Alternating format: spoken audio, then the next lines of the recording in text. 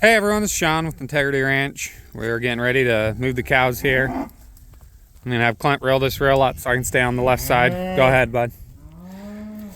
Clint will reel it up, that way I can stay on the left side and kind of monitor their gut fill here. Clint, just one peg, okay? So far they're not looking bad. They're a little, some of them are a little sunk in.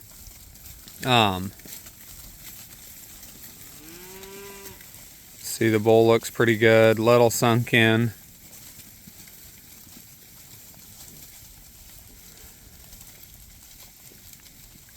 That girl's a little sunk in, which she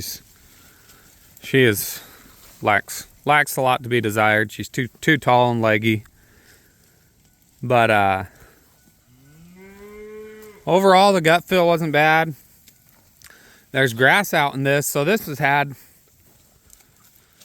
a full year, 365-day rest. Because of how this is, the landowner can't hay up in here. And so we haven't grazed it since last winter, and he hasn't hayed it or brush hogged it, so it's just been sitting here. And it's really starting to grow up in a little bit of brush up in there. You can see the red berries are buckbrush. The cows are helping kind of tromp some of that down, but really needs kind of cleaned back up. It needs cows on it, you know, every 60 days for a year. But we just kind of work with what we got here. We only get to graze this piece in the wintertime. But I guess, I don't know, just kind of show you guys what some decent genetics will do out on grass, you know. My brother has a couple milk cows out with his herd, and it just blows me away at how those milk cows struggle too. They're not even in milk right now. It's their off season, and they just struggle to keep any weight on. They always get really wormy. And so to do this with breeds that really aren't, you know, they've been tampered by humans too much and aren't made for this anymore, it's going to be a lot of work. It's not to say you can't do it, but it's going to be a lot more work. You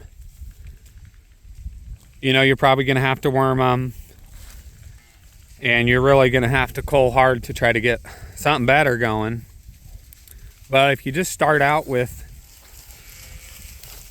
some good stock and some genetics that were, you know, made to kind of thrive without a bunch of human intervention, and then you can do a little tweaking from there to get you where you really want to be.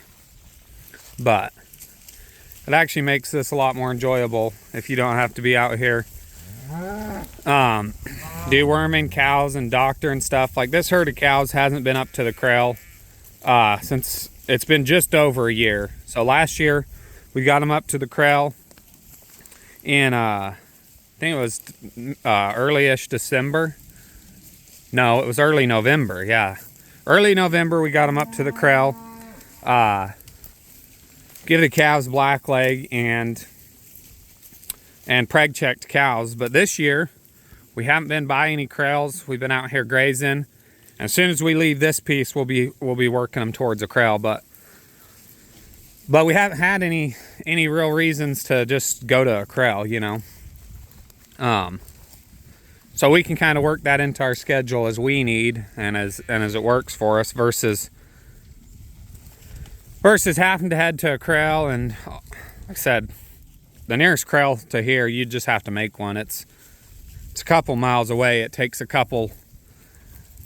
at least a week to get back to the kraal because of how you kind of gotta, you know, move them a little bit, rest them in a pasture.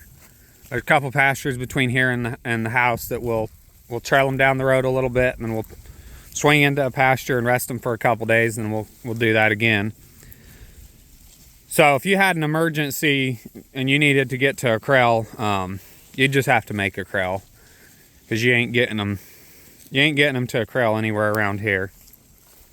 And that's how pretty much all of our leases are. Most of them don't have kraals. We have some panels we'll take around with us if we need, but mostly it's just for loading. You know, most of the time we can load stuff pretty easy and take it to a kraal if we have to. But there's some grass out here in this buckbrush.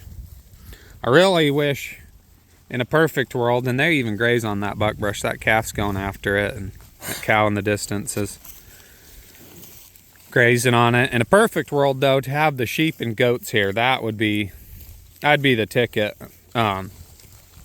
There's just enough grass. The sheep would do great on this grass. The goats would be able to get some grass in their diet, and both the sheep and goats would really go after this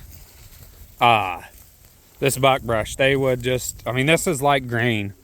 To sheep and goats, they've got small mouths, and they can just get all this, and it's just like they're eating grain. Cows are gonna graze at it, but it's gonna take them too long to get enough to really add up to much. And so they're not really you're not gonna see them just crank. Like if the sheep and goats were out here, you'd see it'd be a noticeable difference. You know, they'd look as if they were on some grain. And then this all these multiflora rows, you would be surprised when you start looking how long multiflora rows will keep some of their leaves. So the goats would just be tearing that multiflora rows apart. All the brush down in here, all the acorns and stuff that would be left in these timber. You got these two really nice white oaks. The goats and sheep would really do good here. But yeah, you can't do everything sometimes. Show you Clint. Clint's just he's a jammer. So he's already got his reel reeled up to there, and now he's gonna start picking up pegs. Well, no, he's cheating me. So he's leaving the reel for me, and he's picking up pegs, which that's probably the thing to do. He probably started up at the, can't see where I'm going there. Started at the fence line there, picking up pegs, and unhook the handle, and then we can just reel the reel from here. He's good help. It makes this job a lot funner when you can bring your kids out here with you and have them be figuring everything out. Clint takes him a little bit longer, but he can reel up the fence by himself and set one up by himself. It just takes him a while because he can't haul as much material around and stuff. I'm gonna get off of here and help Clint.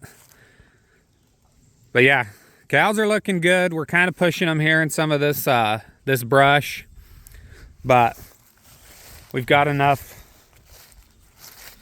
I don't know, trust in our genetics that we know what we're capable of, and we're gonna keep grazing. We'll see you guys on the next one. Thanks for watching.